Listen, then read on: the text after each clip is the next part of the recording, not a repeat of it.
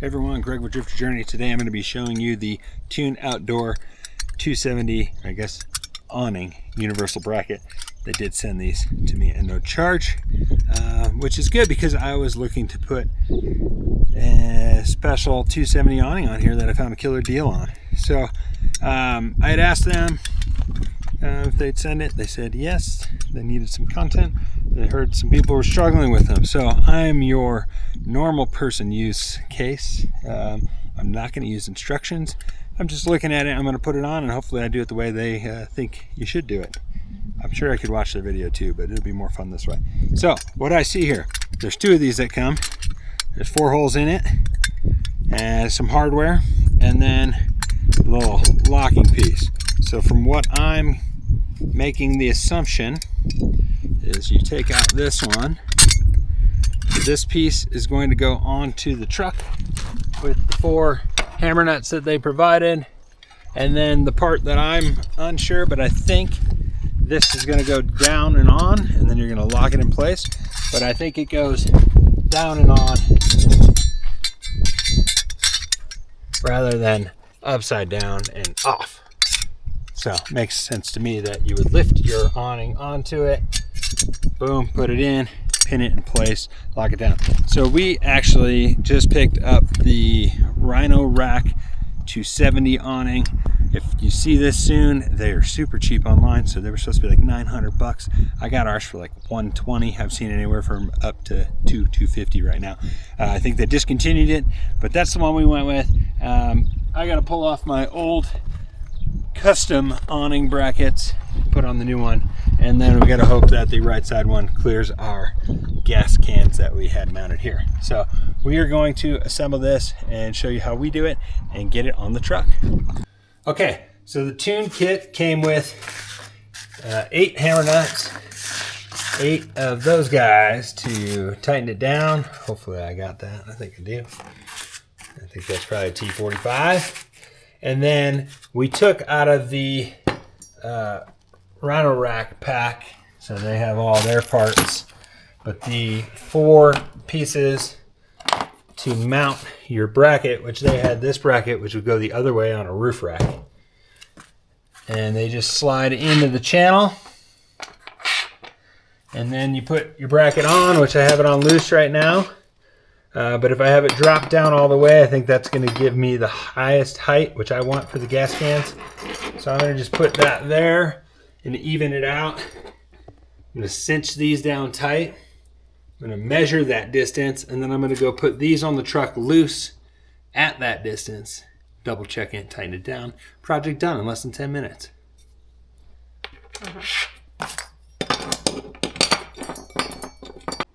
So I was going to try and put them center of each channel. For whatever reason, this front, this isn't the middle. So I went middle of that half, middle of this half. Seems to be dispersing the weight pretty evenly. I feel pretty good about it.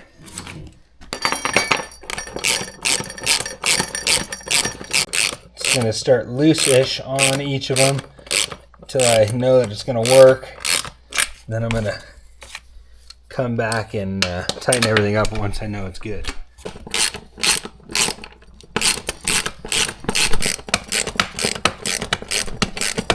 So if my math serves me right, when we spin this around, this is going to be the back corner of the truck, and we need this to make the turn for the 270. So theoretically, I want that near the back corner, which is 26.5 inches forward for the bracket. I'm going to start there on the truck from the corner, not the track. 26.5. Let's see if it works.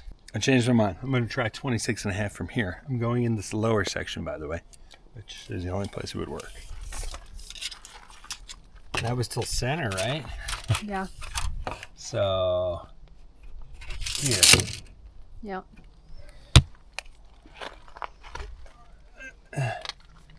Should have got a pencil mark. We'll go about right there. So You probably should just get the T-nuts all set up and I know. So I was trying to reach them. So just stick those in, and they're gonna spin like so. Let's just drop 4 of these in. Okay. Stay in there. Okay, now. These look small. They're going to be a pain for me.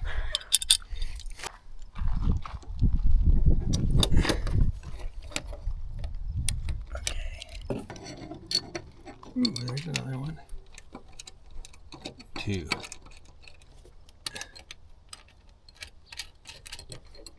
3.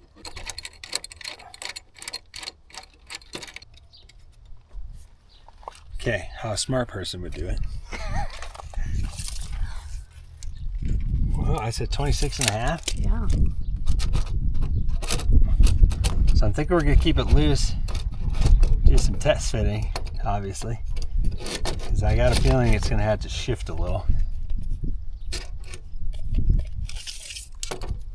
Okay, so the math said somewhere about 45 3/4. So somewhere in here, and get it started again. Repeat the same as last time. Okay, so our next step is we're going to place it on there and then see if it opens in the right place and make adjustments and then tighten everything down.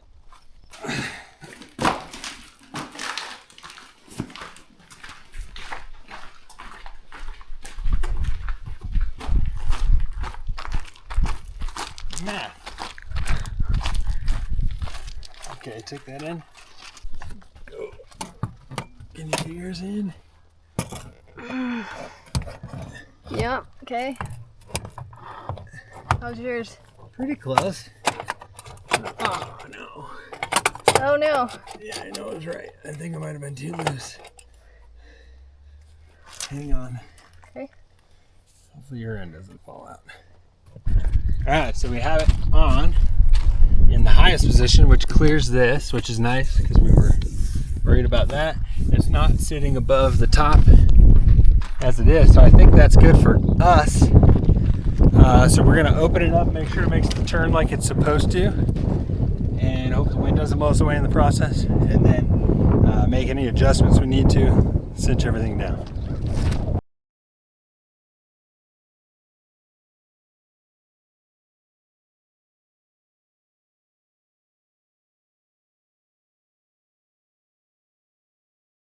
Key learning: don't break the awning on the first try.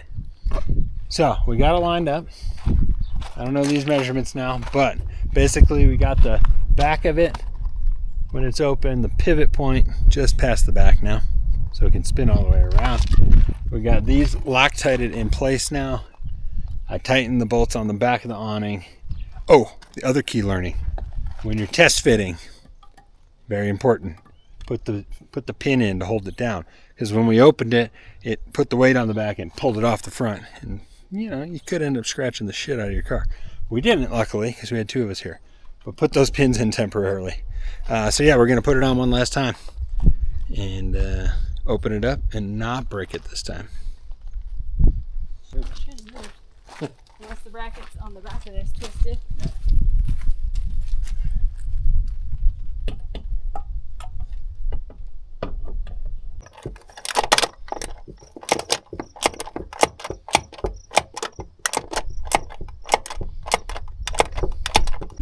Okay, so this is the Rhino Rack Bat Wing, right hand side 33200, I believe is the part number. We did break one of these on the first deployment following the instructions with the wind out here. But basically what we learned for the second attempt, even though the instruction said don't fold the legs down as you go, we did fold the legs down as we go, and then we guide them out as we went. So she grabbed and anchored out each leg as we went, and then we went to the next section, kept going all the way around. And then over here we ended up using one of the tune hooks because I would have to go get special hardware for their hook to get it to fit in the channel. So I'll just use the tune hook there with tension.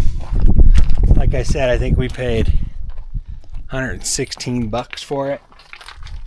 We wanted one with poles, personally, because in Baja we know it gets real windy.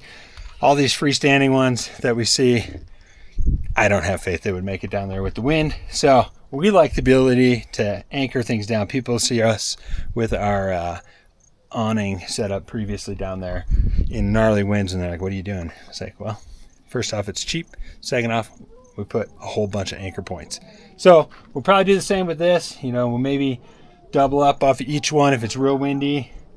And it did come with 2 extra of the end pieces that we broke, and I swapped that out real quick, but I'll probably buy some more of those in case we do break them. That's it. Leave your questions and comments below. You got anything else? No, I mean, the tune brackets were very easy to use and mount, and they work perfectly with this. It says they're universal, so I'd assume anything that, would mount to those slots that are in the bracket would work just fine. As long as you got the right spacing. And then you can see here, back of camper, this is where we went with that corner to have it clear the end. So do it somewhere around there. Leave your questions. Thanks for watching.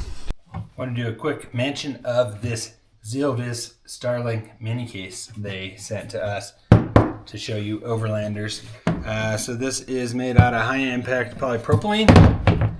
And if any of you guys travel with the Starlink Mini and don't have anywhere nice to put it, they have this nice little kit. It's got a shoulder strap, which I probably wouldn't use. But throw your Mini in there, a little couple accessory pockets, and give yourself protection for your Mini. And it has a little pressure release valve for elevation changes.